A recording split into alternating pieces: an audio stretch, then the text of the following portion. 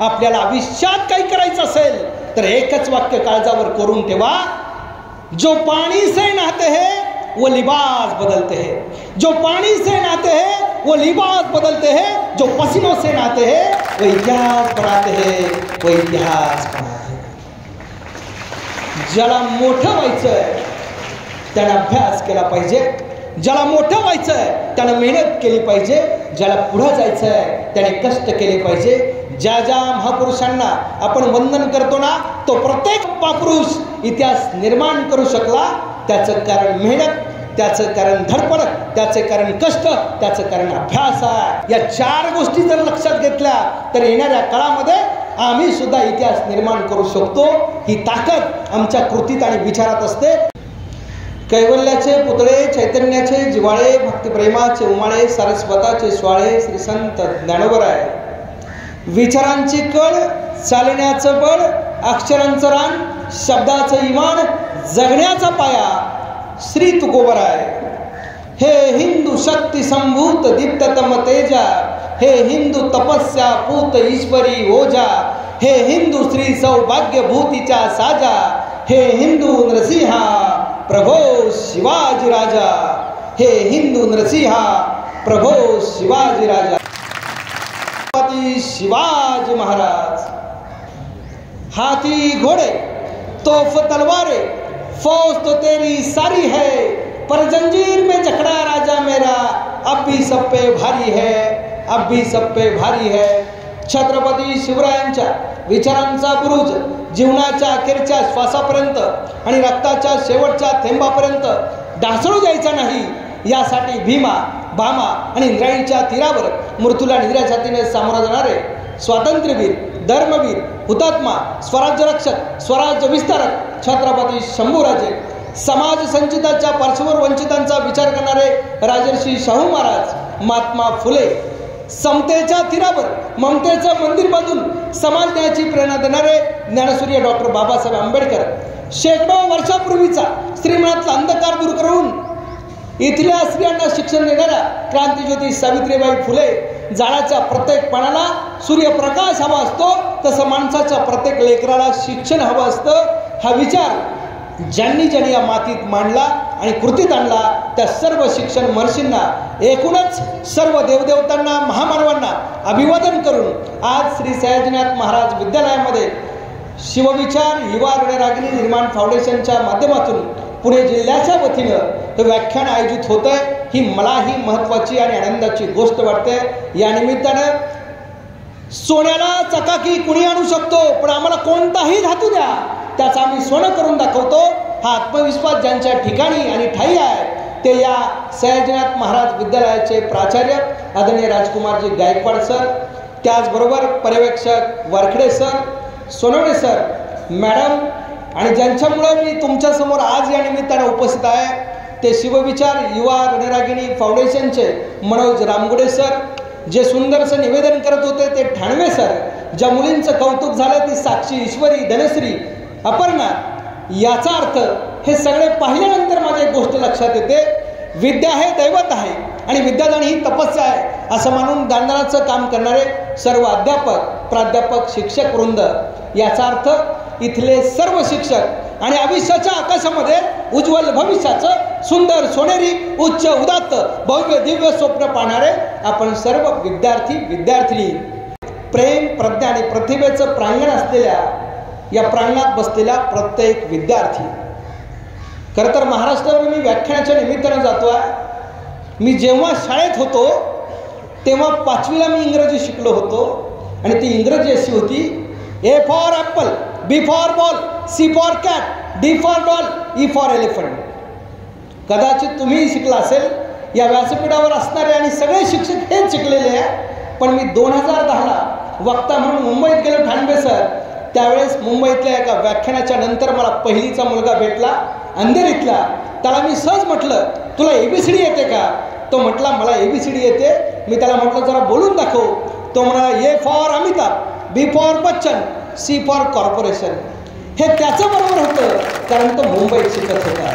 पण 2019ला कोरोनाच्या आधी लॉकडाऊनच्या अगोदर पुण्यातल्या एका इंग्रजी माध्यमातल्या नर्सरीतल्या मुलाला मी सहज म्हणालो, तुला ABCD येते का? तो म्हटला येते सर. मी त्याला म्हटलं जरा बोलून दाखव. तो ABCD म्हणतो, A for Airtel, B for Bluetooth, C for chatting, D for downloading, F for Facebook, W for wifi, Y for YouTube. हे त्याचंही बरोबर होतं, कारण तो आधुनिक काळातल्या इंग्रजी माध्यमातल्या शाळेत शिक्षण घेत होता. पण ज्यांच्या इतिहासातून आम्ही काहीतरी शिकतो, ते महामानव, ते महापुरुष, ते समाजपुरुष, ते राष्ट्रपुरुष, त्यांची ABCDच मुळात वेगवेगळी असते.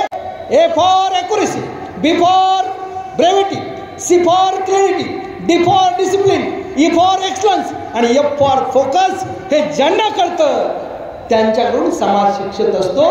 ही महत्त्वाची गोष्ट आहे. आणि सयाजीनाथ विद्यालय नेमकं तेच काम करतं. इथला विद्यार्थी राष्ट्रीय पातळीवर, आंतरराष्ट्रीय पातळीवर काही दिवसापूर्वी एक बातमी वाचली होती प्रियांका इंगळे नावाच्या विद्यार्थिनीची. ती विद्यार्थिनी याच विद्यालयातली जी देशाच्या खो खोचं नेतृत्व करत होती. याचा अर्थ नागरिक आणि देशाचा योग्य असा घटक कसा निर्माण करावा हे ज्या शाळेला कळतं, त्या शाळेचं नाव श्री सयाजीनाथ महाराज विद्यालय. ही महत्त्वाची गोष्ट आहे. आणि म्हणून संस्थेचं, सर्व शिक्षकांचं, प्राचार्यांचं मी मनापासून कौतुक करतो, धन्यवाद देतो. महाराष्ट्रातल्या तमाम तरुणांना मी सांगत असतो, ज्याचं नाणं खोटं असतं त्याला कधीच गोडफळं मिळत नाही. ज्याचं नाणं खणखणीत असतं त्यालाच गोडफळं मिळत असतात.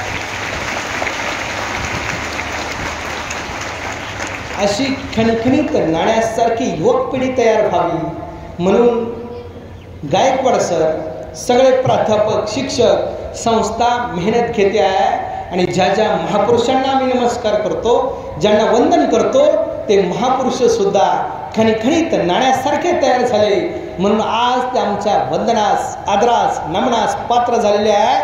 आपल्याला आयुष्यात काही करायचं असेल तर एकच वाक्य काळजावर कोरून ठेवा, जो पानी से नहाते हैं वो लिबास बदलते हैं, जो पानी से नहाते हैं वो लिबास बदलते हैं, जो पसीनों से नहाते हैं वो इतिहास बनाते हैं, वो इतिहास बनाते हैं.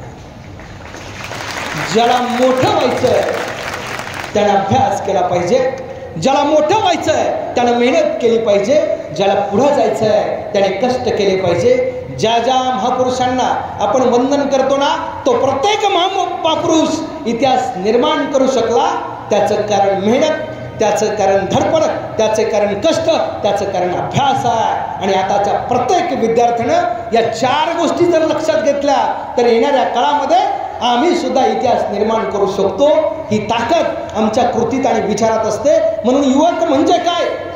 8वीतनं 9वीत आलेल्या मुलाला मी विचारतो, तुला भविष्यात काय बनायचं आहे? तो सांगतो 10वीत गेलं की सांगतो. 10वीला गेल्यावर पहिल्याच महिन्यात जूनमध्ये मी त्याला विचारतो, तुला काय करायचं आहे, भविष्यात काय बनायचं आहे? तो म्हणतो परीक्षेचा फॉर्म भरताना सांगतो. ऑक्टोबर, नोव्हेंबर, डिसेंबरच्या काळात हे परीक्षेचे फॉर्म चालू असतात, तेव्हा अशा विद्यार्थ्याला मी विचारतो, तुला काय बनायचं आहे, तुला काय करायचं आहे, तुला कुठं पोचायचं आहे, तुझं ध्येय काय? तो म्हणतो परीक्षा आली की मग सांगतो. परीक्षा सुरू झाली, पहिलाच पेपर, अशा विद्यार्थ्यांना मी बोलावतो आणि विचारतो, आता तरी सांग बाबा तुला काय करायचं आहे. निकाल लागला की मग सांगतो. निकाल लागला जूनमध्ये की पुन्हा त्या विद्यार्थ्याला मी बोलावतो, विचारतो. 8वीला होता तेव्हा सांगतो, 9वीला गेल्यावर सांगतो, 9वीत गेल्यावर सांगतो, 10वीला गेल्यावर सांगतो, 10वीची मुलं सांगतात 11वी 12वीला गेलेले सांगतो. पण जर तुम्ही निकाल लागल्यावर मला भविष्यात काय बनायचं आहे याचं उत्तर सांगणार होता, तर आता काय बनायचं आहे? निकाल लागलाय आणि ते विद्यार्थी सांगतात माझे मित्र काय करतात बघतो मग सांगतो. याचा अर्थ आम्हाला आयुष्यात काय बनायचं आहे, आम्हाला आयुष्यात कुठल्या ध्येयापर्यंत पोचायचं आहे हे आम्ही ठरवलेलं नसतं. आताचा काळ असा आहे की आम्हाला ठरवता आलं पाहिजे, कारण आपण आधुनिक काळात शिकतोय. क्षेत्र आपल्याला माहिती आहे. पहिलीच गोष्ट लक्षात ठेवा, ज्याला आयुष्यात यशस्वी व्हायचं आहे ना, त्या माणसाला, कुठल्याही माणसाला विचारा तो यशस्वी का झाला.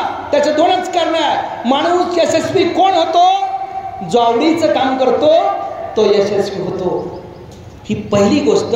आणि दुसरी गोष्ट, जे काम हातात घेतलंय ते काम आवडीने केलं की मग माणूस यशस्वी होतो.